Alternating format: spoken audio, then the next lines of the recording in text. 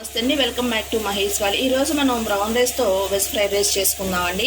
మనకి కూర చేయాలని లేనప్పుడు, అలాగే ఒంట్లో ఓపిక లేనప్పుడు, ఏదో ఒకటి ఈజీగా చేసుకోవాలనుకున్నప్పుడు ఇట్లా ఫ్రైడ్ రైస్లా చేస్తే వెజిటబుల్స్ అన్నీ వేసి చాలా టేస్టీగా ఉంటుందండి. కొంచెం పుదీనా, కొంచెం కొత్తిమీర, ఒక క్యారెట్, 4 పచ్చిమిరపకాయలు, కొంచెం క్యాప్సికమ్, ఒక పెద్ద ఆనియన్ తీసుకున్నాను, అలాగే పెద్ద టమాటా తీసుకున్నాను. ఈ కప్పుతో 1 కప్పున్నర బ్రౌన్ రైస్ తీసుకున్నానండి. దాన్ని ఉడికించి పక్కన పెట్టుకున్నాను.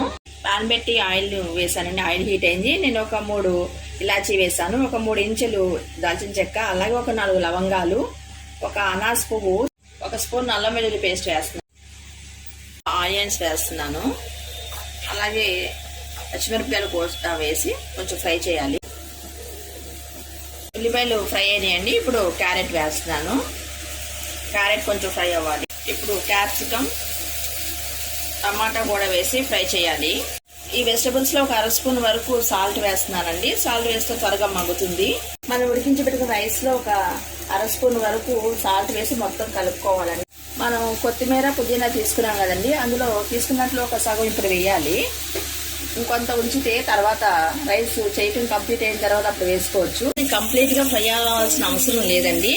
కొంచెం ఒక 80% ఫ్రై అయితే సరిపోతుంది. మనం వెజ్ సలాడ్గా ఎట్లాగూ తినలేము, ఇలా అయినా కొంతవరకు మనం ట్రై చేయొచ్చు. మనం ఆల్రెడీ వెజిటబుల్స్లో కూడా సాల్ట్ వేసామండి.